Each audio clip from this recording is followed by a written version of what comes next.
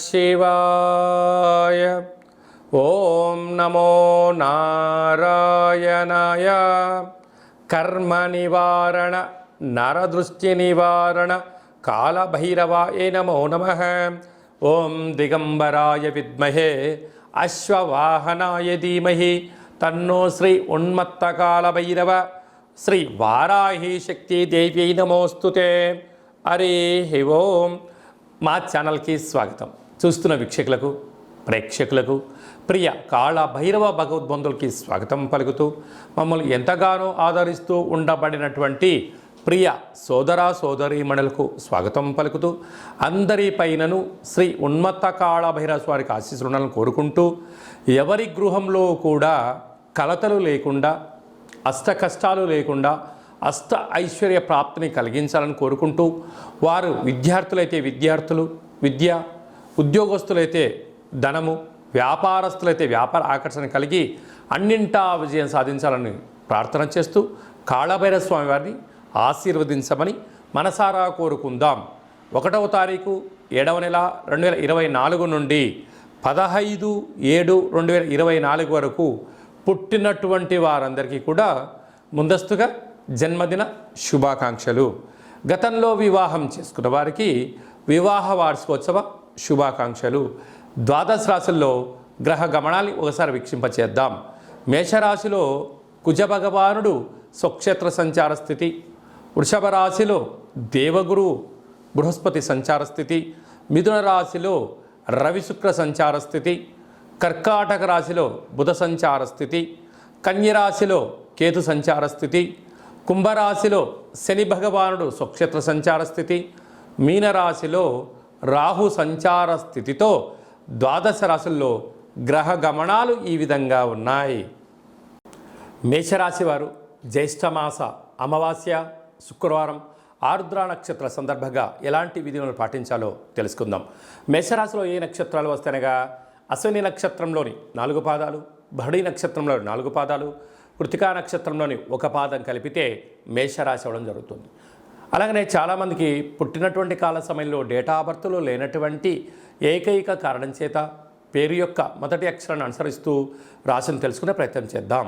చూ, చే, చో, లా, లి, లు, లే, లో, ఆ అక్షరాల వారు మేషరాశి జాతకులే.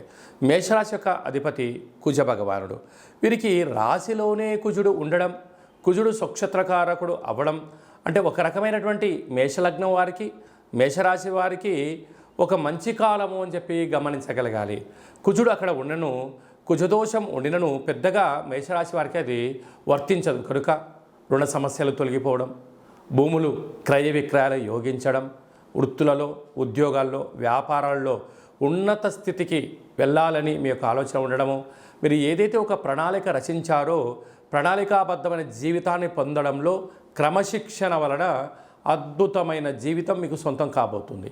ధన, వాకు, కుటుంబ స్థానంలో వృషభ రాశిలో దేవగురు బృహస్పతి సంచారం చేయడం వల్ల ఆధ్యాత్మికత చింతన, సంపాదించిన కొద్దిపాటి ధనంలో పశువులకు కానీ పక్షులకు కానీ పేదవారికి కానీ ఆధ్యాత్మిక తీర్థయాత్రలు చెయ్యాలి అనేటువంటి మీ కోరిక నెరవేరబోతుంది.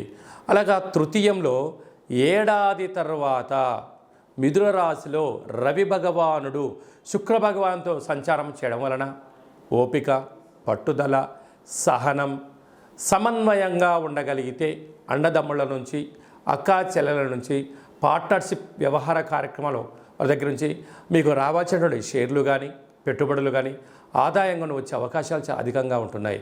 కనుక ఇలాంటి కాల సమయంలో మౌనంగా ఉంటూ ప్రతి విషయాన్ని గమనిస్తూ క్షుణ్ణంగా తెలుసుకొని మాట్లాడగలిగితే మీకు చాలా మంచి కాలము అని చెప్పి గమనించగలగాలి. 6వ స్థానంలో కేతు సంచార స్థితి ఉండడం వల్ల అన్ని రాశులతో పోల్చుకుంటే మేషరాశి జాతకులు చాలా ముందు వరుసలో ఉంటారు. ఒక వ్యక్తి మాట్లాడుతున్నప్పుడు అందులో విషయం నిజమెంత, ధర్మం ఎంత, అధర్మం ఎంత, అది వ్యక్తిగతమైన ఆలోచనకు చేస్తున్నాడా, స్వలాభం కోసం మాట్లాడుతున్నారని ముందే ఊహించి చెప్పే శక్తి మేషరాశి వారికి ఉంటుంది. కనుక మీ మనసు ఏం చెప్తే మీరు ఆ మాట వినండి. అద్భుతమైన సమయాన్ని, ధనాన్ని వృధా కాకుండా చూసుకుని మానవ ప్రయత్నం చేయండి. లాభస్థానంలో శని భగవానుడు స్వక్షేత్రకంగా ఉండడం వలన వృత్తులలో, ఉద్యోగాల్లో, వ్యాపారాల్లో ధర్మబద్ధమైన జీవితాన్ని పొందండి. ఉన్నతమైన జీవితానికి స్వాగతం పలకండి. వ్యయంలో రాహు ఉండడం వలన దయచేసి అప్పులు ఇవ్వద్దు, అప్పులు తెచ్చుకోవద్దు. అంతర్గత విషయాలను మూడో వ్యక్తులతో చర్చించవద్దు. అనేక రకాలమైన కార్యక్రమాల్లో అనేక రకాల ఇబ్బందులు పొంచి ఉన్నాయి. తస్మాత్ జాగ్రత్త. ఇలాంటి గ్రహ గమనాలు ఉన్నప్పుడు ఈ యొక్క జ్యేష్ఠమాస అమావాస్య, అందులో విశేషమైనటువంటి శుక్రవారం, అంటే శుక్రవారానికి అధిపతి శుక్ర భగవానుడు, లక్ష్మీ అమ్మవారిని పూజ చేస్తూ ఉంటాం.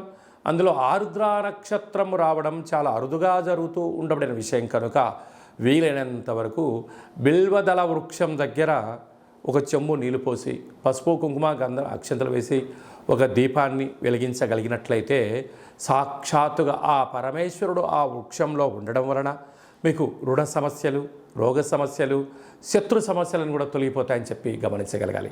అదే కాకుండా అలాగా హోటల్ వ్యాపారాలు, సాఫ్ట్వేర్ రంగం వారు, వ్యవసాయ సోదరీమణులు, ఇది మనకు వర్షాకాలం అవ్వడం వలన వీలైనంత వరకు వర్షం కానీ, గాలి వీచినప్పుడు కానీ, పాడుబడ్డ భవనాల దగ్గర కానీ, రేకుల షెడ్ కింద కానీ, వృక్షాల కింద ఉండకుండా ప్రయత్నం చేయండి. ఎందుకనగా ఈ సంవత్సరం అధిపతి కూడా రాజు కుజుడే అవ్వడం, ఈ రాశాధిపతి కుజుడే అవ్వడం వలన పిడుగుతో కూడుకున్నటువంటి వాహన ప్రమాదాలు, జలగండాలు కొద్దిపాటి స్వల్పంగా పొంచి ఉన్నాయి. కనుక ఇలాంటి కాల సమయంలో వీలైనంత వరకు ఆరోగ్యాన్ని కాపాడుకునే ప్రయత్నం చేయండి. పిడుగులు పడేటువంటి పరిస్థితి చాలా అధికంగా ఉంటుంది. తస్మాత్ జాగ్రత్త. For more videos like this, subscribe Big TV channel.